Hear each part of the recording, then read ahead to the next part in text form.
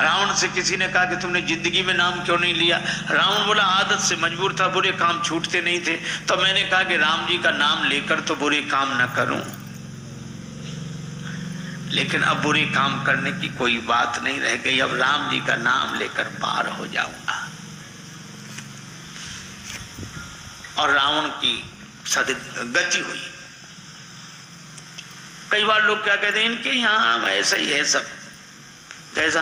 अरे ये कहते हैं कि जिंदगी भर चाहे जो करो अंत में राम कह लो, उसमें ही कल्याण हो जाता है।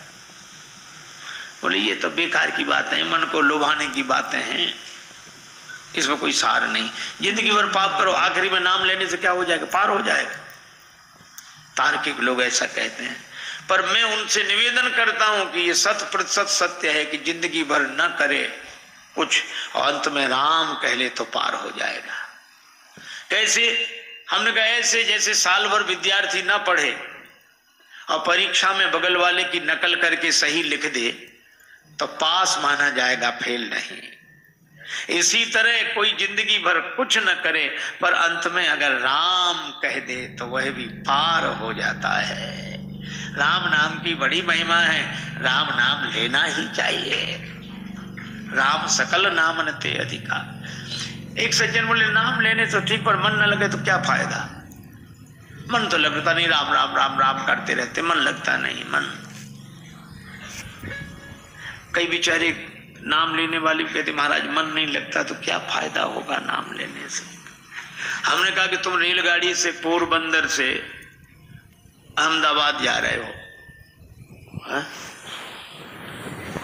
और रेलगाड़ी में बैठ तो गए, मन नहीं लग रहा है, तो रेलगाड़ी में मन न लगे तो क्या रेलगाड़ी अहमदाबाद नहीं पहुंचाएगी? बोले वो तो पहुंचाएगी, उसका काम है। हमने कहा जब रेलगाड़ी मन लगाने की अपेक्षा नहीं रखती तो क्या भगवान का नाम मन लगाने की अपेक्षा रखेगा? मन लगे या न लगे पर भगवान का नाम आपको भगवत धाम तक पहुंचाएगा। भाय कुभाय अनख आलसहु नाम जपत मंगल दिसिद सहु। भगवान विभीषण जी से कहते हैं इसका अंतिम संस्कार करो। भगवान ने विभीषण जी से कहा देहांत होने के साथ साथ पैर का भी अंत हो जाना चाहिए। अब तो ये जैसे तुम्हारा बड़ा भाई है वैसे मेरा बड़ा भाई है। रावण का अंतिम संस्कार हुआ।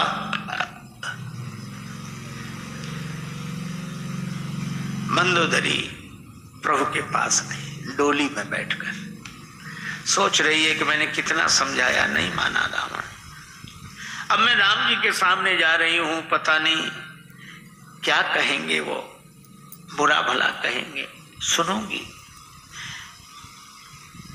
राम जी विभीषण जी से पूछते डोली किसकी आ रही है? लगता है कि राज्य रानी मंदोदरी आ रही। डोली जैसी पास आके रुकी, भगवान राम उठकर खड़े हो गए। डोली का पर्दा हटा, मंदोदरी ने देखा श्री राम हाथ जोड़े सिर झुकाए खड़े हैं और कहते हैं मैं माता मंदोदरी को प्रणाम करता हूं, मैं माता मंदोदरी को प्रणाम करता हूं। मंदोदरी के मुख से निकला धन्यो राम त्वया जननी, धन्यो राम त्वया पिता। राम तुम्हारी माता धन्य है, राम तुम्हारे पिता धन्य है, तुम जैसे तो तुम ही हो। विभीषण को राज्य पद पर बिठाया। श्री जानकी जी को हनुमान जी ने समाचार दिया रावण पर विजय श्री प्राप्त कर ली गई है। हनुमान तुमने इतनी सुंदर खबर सुनाई, तुम्हें क्या दूं? मां के पास तो आशीर्वाद होता है, मैं आशीर्वाद देती हूं। सुन सुत सद्गुण सकल तब हृदय बसहि हनुमंत। सानुकूल कौशलपति राही समेत अनंत आशीर्वाद दिया। हनुमान जी आनंदित होते हुए आए और जानकी माता के आशीर्वाद के कारण ही सकल गुण निधानम श्री बजरंग बली है। भगवान को समाचार मिला, श्री सीता जी को बुलाया गया। अग्नि परीक्षा के माध्यम से अग्नि से श्री जानकी जी को प्रकट किया गया। विभीषण जी से भगवान ने कहा इन बंदरों को संतुष्ट करने के लिए इन पर विमान में चढ़कर वस्त्र बरसाओ। वस्त्र आभूषणों की वर्षा की, पहरी पहरी रघुपति वहां आए। बंदरों ने पहली बार कपड़े पहने थे, सिर का कपड़ा पांव में, पांव का कपड़ा हाथ में, हाथ का कपड़ा गले में। और भगवान ने जो देखा तो मुस्कुराए। कृपा सिंधु सोई कपिन सन करत अनेक विनोद।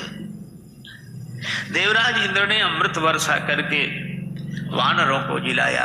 राक्षस तो रामाकार भये, तिनके मन मुक्त भये, छूटे भव बंधन। भगवान ने सबको विदा किया, बंदरों को। विभीषण जी ने कहा कुछ दिन रुक जाओ, अब जनगृह पुनीत प्रभु कीजिए। भगवान के नेत्र सजल हो गए। भरत दशा सुमिरत मोहि निमिष कल्प समझात। मैं भरत का दर्शन कर लूं। तैयारी हुई।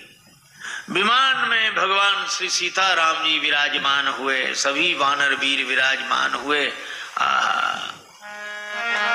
सिंहासन अति उच्च मनोहर, सिंहासन अति उच्च मनोहर, श्री समेत प्रभु बैठे तापर, श्री समेत प्रभु बैठे तापर। चलत विमान कोलाहल होई, चलत विमान कोलाहल होई। जय रघुवीर कहे सब कोई, जय रघुवीर कहे सब कोई, जय रघुवीर कहे सब कोई, जय रघुवीर कहे सब कोई, जय रघुवीर कहे सब कोई। जय रघुवीर कहे सब कोई, कहे सब कोई। विमान में बैठकर भगवान आए, पार किया समुद्र को। भगवान मार्ग में कहते आ रहे हैं, लक्ष्मण यहाँ हत्यो इंद्र जीता, हनुमान अंगद के मारे, रणमह परे निशाचर भारे।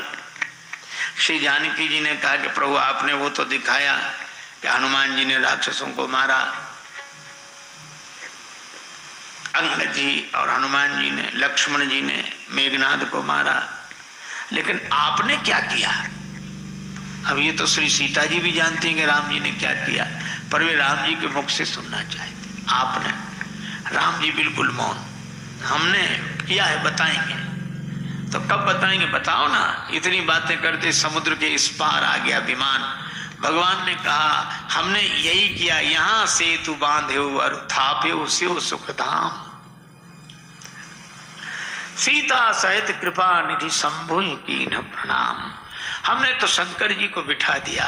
उस पार जो भी हुआ है वो इस पार बैठे हुए महादेव की कृपा का ही चमत्कार है। भगवान सब मुनियों के स्थान में गए, श्रृंगवेरपुर में आए। जानकी जी ने कहा मैं जाते समय गंगा जी से प्रार्थना कर गई थी, पूजा करूंगी। विमान उतार दिया गया। श्री सियाजू गंगा जी की पूजा कर रही हैं। बही कैसे गंगा लहर धीरे धीरे, बही कैसे गंगा लहर धीरे धीरे, बही कैसे गंगा लहर धीरे धीरे, बही कैसे गंगा लहर धीरे धीरे। ग्रहों का वर्णन श्री तुलसीदास जी कहते हैं, नवग्रह प्रतिकूल हो जाएं, परवाह मत करो। क्यों? नवग्रह से ऊपर भी एक ग्रह है। वह क्या? का नवग्रह से ऊपर है भगवान का अनुग्रह है। भगवान श्री कृष्ण भी यही कह रहे हैं कि कब तक जमुना जी की धारा में बहोगे, कब तक कामना कर्म फल भोग, ये धारा निरंतर बहेगी। धारा में बहते जा रहे हो, धारा से लौट आओ। लेकिन धारा से हम लौटे कैसे? बह गए हैं धारा में। भगवान श्री कृष्ण कहते हैं कि धारा को उलट दो, लौट आओगे। धारा में न बहो, राधा राधा कह के मेरे पास आ जाओ, धारा में न बहो, राधा राधा राधा कहकर मेरे पास आ जाओ, मैं निमंत्रण दे रहा हूं। भगवान श्री कृष्ण यमुना जी में के जल में खड़े हैं और हाथ से इशारा कर रहे हैं, आ जाओ आ जाओ, मैं कब से प्रतीक्षा कर रहा हूं, मैं तुम्हें अपने हाथों में उठा लूंगा, फिर कोई धारा तुम्हें बहा नहीं सकेगी। अब कुछ दिए तो बहते गए, इधर आए ही नहीं, और कुछ दिए भगवान श्री कृष्ण के पास आ गए। सक्रदेव प्रपन्नाय तवास्मी थी। एक बार कोई प्रपन्न होकर कह दे कि हम आपकी शरण में हैं, बस। अच्छा, शरणागत को बड़ा आनंद है। वैसे भी आप देखो, अगर आप पैदल पैदल चलो तो सड़क के 100 नियम है। बाईं तरफ चलो, आगे पीछे देख कर चलो, अरे नीचे भी देख कर चलो, केले का छिलका न पड़ा हो, टांगा बचाओ, साइकिल बचाओ, मोटरसाइकिल बचाओ, कितना झंझट, इन सबको बचाओ। और तो और पैदल चलने वालों तक को बचाओ। कई बार लोग सिर नीचा करके ही चलते हैं, किसी से भी टक्कर हो जाए। एक आदमी सिर झुकाकर चलता, किसी से भी टकरा जाता, और टकराने के बाद सिर उठाकर कहता बड़े गधे हो। लोग हंसते हैं कि ये कैसा आदमी खुद ही तो टकराता है और सामने वाले को गधा कहता है। एक दिन वो आदमी सिर झुकाए जा रहा था, संयोग से गधे से ही टक्कर हो गई, तो सिर उठाकर बोला बड़े, और जो देखा बोले अब आप तो आप ही हैं, अब आपसे क्या कहें। अरे इतनी समस्या, नीचे देखो तो देखो, ऊपर देखो। कुछ लोग बड़े विचित्र होते हैं। एक आदमी पैदल पैदल जा रहा था, दूसरा आदमी छत पर था, बिना देखे ही पीक चला दी, उस बेचारे के सिर पे गिरी। तो उसने हाथ जोड़कर कहा कि भाई साहब नीचे देखकर नहीं थूक सकते। तो वो क्या बोला कि तुम ऊपर देखकर क्यों नहीं चलते। उसने कहा कि अच्छा ही है कि हम ऊपर देखकर नहीं चल रहे, सिर का स्थान मुंह ही होता। तो कितने झंझट। आप एक काम करो, इन सब झंझटों से मुक्ति हो जाएगी, केवल एक काम करो। क्या? आप एक तरफ खड़े होकर बस की प्रतीक्षा कर लो। पीछे बस आ रही है, आप तो विश्वास का टिकट लेकर श्रद्धा की सीट पर बैठ जाओ। भगवान की शरणागति रूपी बस में श्रद्धा का टिकट, विश्वास का टिकट लेकर श्रद्धा की सीट पर बैठ जाओ, तो चाहे आगे देखो, चाहे पीछे देखो, चाहे दाएं देखो, चाहे आंख मीच के सो जाओ, चाहे अखबार पढ़ो, और आपकी यात्रा होगी होगी, अवश्य होगी। क्योंकि अब जिम्मेवारी उसकी है जो आगे बैठकर बस चला रहा है। भगवान श्री कृष्ण कहते हैं मेरी शरण में आ जाओ। सर्वधर्मान परित्यज्य मामेकं शरणं व्रज, अहं त्वया सर्व पापेभ्यो मोक्षयिष्यामि मा शुचः। मेरी शरण में आ जाओ, मेरी शरण में। अच्छा, कितना दूर देखो, हम लोग रेलगाड़ी में वही करते हैं जो घर में करते हैं। घर में भी सोते हैं, रेलगाड़ी में भी सोते हैं, रिजर्वेशन है तो सोएंगे, भोजन करते हैं, गपशप करते हैं, लेकिन घर में पड़ा रहने वाला कहीं नहीं पहुंचता। घर में पड़ा रहने वाला कहीं नहीं पहुंचता, लेकिन रेलगाड़ी में बैठा हुआ व्यक्ति कहीं बैठता है, कहीं पहुंचता है। इसी तरह हम लोग घरों में भी वही करते हैं जो श्री वृंदावन धाम में कर रहे हैं, लेकिन घर में रहने वाला कहीं नहीं पहुंचता, पर वृंदावन धाम में रहने वाला कहीं का कहीं पहुंच जाता है। जिम्मेवारी भगवान की है। भगवान कहते मेरी शरण में तो आओ, मैं बुला रहा हूं। भगवान कहते मैं खड़ा हूं। हर मंदिर में भगवान खड़े हैं, तैयार खड़े हैं स्वीकार करने के लिए, शरण देने के लिए। तो कुछ दिए भगवान के चरणों के पास आ गए। जो चरणों के पास आए उन्हें भगवान ने उठा लिया अपने कोमल कर कमलों में, और उन दियों को बुझाकर पीतांबर में भर लिया, पोटली बनाई। सारे दिए समेटकर पीतांबर में बांध लिए और मानो भाव यह है कि तुम्हारा वजन आज से हमारे सिर पर, तुम्हारा बोझ आज से हमारे सिर पर। पोटली रख ली, मैया यशोदा ने प्रणाम किया, आंख खोली, कन्हैया प्रणाम कर। श्री कृष्ण ने प्रणाम किया। मैया बोली चलें अब? कन्हैया बोले हाँ मैया चलो, और पोटली संभाली श्री कृष्ण ने। मैया बोली इस पोटली में क्या है? कन्हैया बोले मैया किसी को किसी की पोटली नहीं देखनी चाहिए, किसी को किसी की पोटली नहीं देखनी चाहिए। मैया बोली चोर की पोटली जरूर देखनी चाहिए। और ऐसा कह के मैया ने पोटली छीन ली, गांठ खोली तो दिए बंधे थे। भगवान श्री कृष्ण सिर झुकाए खड़े थे। इनको क्यों बांधा? हमने तो बहा दिए थे। श्री कृष्ण ने कहा कि मैया लोग यही करते हैं, कर्म की धारा में बहाकर जीव को छोड़ देते हैं। ये तो बहते ही जा रहे थे, बहते ही जा रहे थे।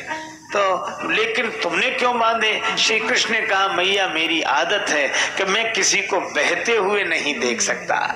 मेरे सामने ही बह रहे थे तो इनको बहते हुए मैं नहीं देख सका, तो मैं बुलाने लगा आ जाओ आ जाओ। तो सबको क्यों नहीं बांधा? कन्हैया बोले मैया मैं सबको थोड़ा ही बांधता हूँ। फिर जो मेरे चरणों में आ जाते हैं उनको मैं अपने कोमल कर कमलों में उठा के सिर पर बिठा लेता हूँ।